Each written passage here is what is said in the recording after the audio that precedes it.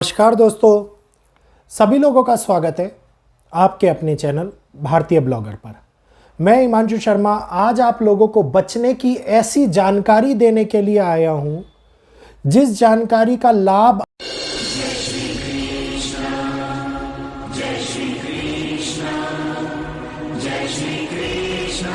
आप, मैं और बाकी सभी लोग उठा सकते हैं, क्योंकि इस संकट के समय में आज की डेट में सबसे ज़्यादा महत्वपूर्ण समय है बचना, कि हम अपने और अपने परिवार को किस प्रकार से बचा सकते हैं। अगर चारों ओर दुनिया के अंदर जो हालात बदतर स्थिति को उत्पन्न करते जा रहे हैं, जहां एक और रशिया और यूक्रेन का युद्ध उस आयाम पर पहुंचता जा रहा है जिसके अंदर पश्चिम की भागीदारी और नाटो देश की तैयारी को देखते हुए ये कहा जा रहा है कि अब आगे आने वाले टाइम के अंदर एक बहुत बड़ा परमाणु युद्ध कभी भी दस्तक दे सकता है, चाहे उसमें छोटे आकार के परमाणु बम का प्रयोग हो या उसके अंदर एक बड़े आकार के परमाणु बम का प्रयोग हो। लेकिन न्यूक्लियर बम के प्रयोग होने की बिल्कुल ये कहिए कि उसके दरवाजे पर खड़ी हुई दुनिया केवल और केवल ये देख रही है। ये समय का आइडिया लगाया जा रहा है कि ये प्रयोग होगा तो आज होगा, कल होगा या अभी होगा, केवल और केवल आइडिया लगाया जा रहा है। लेकिन चारों ओर जो ये बढ़ता हुआ एक ऐसा डर है कि हम अपने परिवार को सुरक्षित कैसे करें, किस जगह पर सुरक्षित रहे, वो आज आप लोगों के सामने मैं बताने वाला हूं। रूस और यूक्रेन के इस युद्ध को देखते हुए जो विश्व युद्ध की आशंका लगातार चिंगारियों का रूप ले रही है, इसके कारण लोगों के मन के अंदर उत्पन्न होने वाला सबसे पहला प्रश्न आता है कि न्यूक्लियर वॉर हुआ तो कौन से देश सुरक्षित रहेंगे। और लगातार परमाणु हमले की धमकी जो सच कभी भी हो सकती है, ऐसी स्थिति में हम अपने आप को किस प्रकार से बचा सकते हैं। यहीं पर अगर रूस ने आक्रमण किया तो डेफिनेटली अमेरिका भी पीछे नहीं रहेगा। तो अमेरिका ने यूक्रेन के साथ में जो भागीदारी निभाई है, जो लंबी दूरी की मिसाइलों की इजाज़त दी है, ये तीसरे विश्व युद्ध को बहुत तेजी से बढ़ा रही है। अगर इस प्रकार से परमाणु हमले की शुरुआत होती है कि पश्चिम यूरोपियन कंट्रीज, तो सबसे पहला और सबसे सेफ जगह होने वाला है एंटार्क्टिका। एंटार्क्टिका की दूरी बहुत ही ज़्यादा है और साथ की इसका रणनीति महत्व बहुत कम है। एंटार्क्टिका के रणनीति महत्व को कोई भी ज़्यादा बड़ी स्वाभाविक तौर के ऊपर कुछ भी ऐसा नहीं माना जाता कि इसकी अहमियत दी जाए। ये सुरक्षा प्रदान जो करते हैं वो भी बहुत कम है। 86 लाख वर्ग किलोमीटर एरिया में फैला हुआ ये बर्फीला मैदान हजारों की संख्या में शरणार्थियों को आश्रय दे सकता है। लेकिन इस स्थान पर जाने का मतलब है कि जीवन को मुश्किल हालातों के अंदर व्यवस्थित करना, क्योंकि बर्फ इतनी ज़्यादा है, हरियाली कम है, ऑक्सीजन की कमी है, ठंड बहुत ज़्यादा है, तो यहाँ पे प्राकृतिक संसाधनों की कमी होने के कारण थोड़ा सा कठिन लगता है। लेकिन ये आप लोगों को रेडिएशन, ये आप लोगों को बम्बों के आघात से बचाने के लिए सर्वोत्तम जगह मानी जा सकती है। दूसरी सर्वोत्तम जगह आइसलैंड। आइसलैंड को शांति, तटस्थता के लिए जाना जाता है। इन्होंने पहले भी कभी युद्ध के अंदर हिस्सा नहीं लिया और अगर यूरोप में कोई भी परमाणु हमला होता है तो इसके तटों पर भी उसका असर पता चलेगा। लेकिन दूरी ज़्यादा होने के कारण इनके पास में रेडिएशन का खतरा नहीं आएगा। लेकिन वहीं दूसरी ओर इनके ऊपर होने वाली प्राकृतिक घटनाएं चरम पर पहुंच सकती है। सुनामी का डर बन सकता है और सुनामी का डर यहाँ पे खतरे को लेकर के आ सकता है। तो ये दूसरी श्रेणी के जगह है जहाँ पर हम अपने आप को बचाव के लिए जा सकते हैं। तीसरी जगह है न्यूजीलैंड।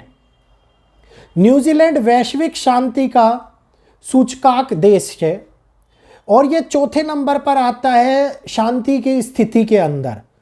ये देश एक तटस्थ रहा है, पहाड़ी इलाकों से घिरा हुआ ये देश अपने नागरिकों को सुरक्षा प्रदान करता है, तो किसी भी प्रकार की हानि इस देश तक जल्दी से पहुंचती हुई नजर नहीं आती। ये देश संसाधनों से युक्त है, हम लोग यहाँ पर अपने जीवन को आराम से बिताए सकते हैं। अगर मैं अगली बात करता हूँ, स्विट्जरलैंड। स्विट्जरलैंड एक ऐसा देश माना जाता है कि जिसमें पूरी दुनिया भी अगर जल जाए तो स्विट्जरलैंड बचाव के अपने संसाधनों के कारण बचा हुआ रह सकता है। इस पे किसी भी प्रकार के परमाणु, बायोलॉजिकल वेपन या अन्य किसी बम का प्रयोग भी असर नहीं करेगा। द्वितीय विश्व युद्ध के दौरान जब पूरा यूरोप, उस टाइम की बात कर रहा हूं, आज भी यूरोप ही है, जब पूरा यूरोप जंग की आग में जल रहा था, तब स्विट्जरलैंड अपने आप की तटस्थता के कारण प्रसिद्धि हासिल कर रहा था, क्योंकि स्विट्जरलैंड के अंदर सबसे ज्यादा न्यूक्लियर शेल्टर बने हुए हैं। वर्ल्ड वाइड सबसे ज्यादा न्यूक्लियर शेल्टर इसी देश में बने हुए हैं, और ये देश पहाड़ी इलाकों का है, हरियाली से परिपूर्ण है। इस देश के अंदर लोग जो ये कहिए वन्य जनजीवन और जीव जंतुओं के साथ मिलकर जो रहते हैं, वो ये दिखाते हैं कि अब हमारे देश के अंदर कितनी ज़्यादा प्राकृतिक व्यवस्था बनी हुई है और यहाँ पे सुख शांति से हम अपना जीवन को बिता सकते हैं।